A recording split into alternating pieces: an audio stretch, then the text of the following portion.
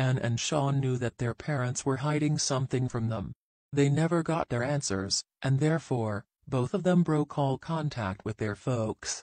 Years later, when their parents passed away, the siblings found a box in their home, and the secrets inside made them regret their decision. For years, the kids were ashamed of their parents because the father was disabled, and the mother would cover her whole body even on hot summer days.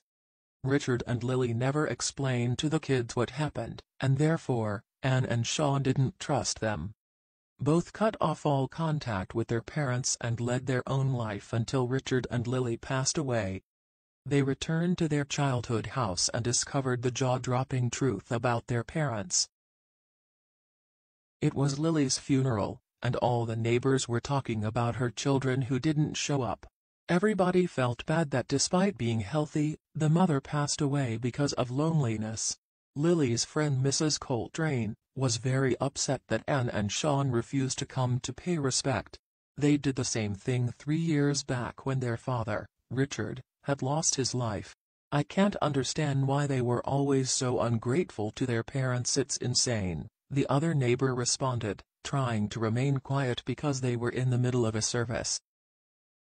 Luckily the local community had arranged everything for Mrs. Young, and no one had to worry about who would pay for it. But the entire town condemned Anne and Sean for their actions and for leaving their parents alone. However, they didn't know that both siblings had a tough time while growing up. They were troubled at school because their father was disabled, and unlike other kids they were poor. Richard had lost both his legs and could not work any longer. He was receiving government money. Though Lily had a part-time job, money was always tight in their household. Sean never received much for Christmas and wore old clothes most of the time. As the oldest, Anne started working at 14, so she could afford several things and also buy stuff for her younger brother.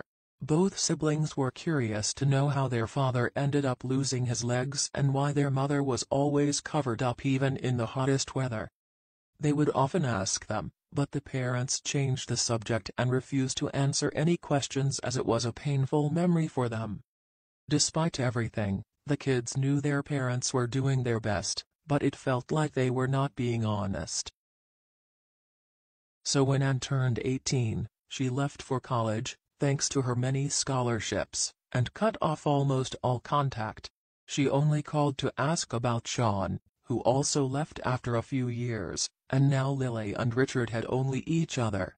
However, the disabled man left his wife, and at that time Anne had found a new job while Sean was in the middle of his midterms. Both stayed far away and therefore decided not to attend their father's funeral. Lily was heartbroken. She tried calling them again, but they both dodged her calls. After a while, she gave up on them and laid her husband to rest, after which the woman isolated herself. Mrs. Coltrane was her only friend, but she wasn't particularly close to her. She knew that Lily yearned for affection. However, her kids never called and eventually one day she passed away alone in her room. Although she was still relatively young, her health was in top shape, and her body seemed to give up. Mrs. Coltrane made sure that everyone knew her children were the reason. 6 months after Lily left the world, Anne and Sean were forced to return to their hometown. "This is a pain. Are you sure we couldn't do this remotely or something?" the son asked. The elder sister sighed and said if there was a way she would have found it. Turns out that the real estate agent wanted them to come down personally and sign some papers. They went into the house and threw most of the stuff outside, as they wanted to quickly finish this and return to their lives. Mrs. Coltrane saw it and asked if she could keep a few items. Both siblings had no objection. The older woman picked up an antique pot that Lily loved and went back to her house. The entire neighborhood found out what they were doing, and in no time, everyone asked to take something. The kids didn't care who took what and were almost done when Anne spotted a hole in her mother's closet. She called Sean to look at it and said that the hole needed to be repaired before they sold the house. He asked her if there was something inside the hole, and that's when the astonishing truth about their parents was revealed. Rummaging through the closet, He came out with an old dusty box which had a piece of duct tape on top that read Lily. Anne opened the lid and saw several newspaper clippings that had yellowed with time and dated back to 1992. The article was about a bus crash and the daughter covered her mouth when she read, "Young local hero Lily Young saves 8 people and her husband, the bus driver, from burning down in the aftermath of the crash."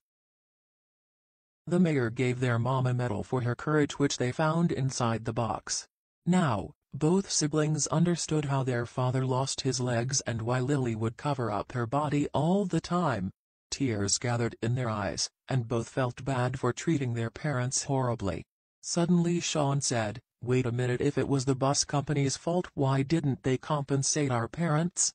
They always worried about money, so I know they didn't have savings or anything." He was a law graduate and was about to start his internship at an excellent law firm. Before going in-depth about this, Anne and her brother decided to keep the house and visited their parents' grave and asked for forgiveness. Afterwards, Anne quit her job and moved back to remodel the house, while Sean discovered that the bus company didn't pay their parents because they got off on a technicality. He filed the case, and finally, after 2 years they won, receiving handsome compensation. However, they didn't keep the money and donated it to the local hospital to build a burn unit and help victims of such cases.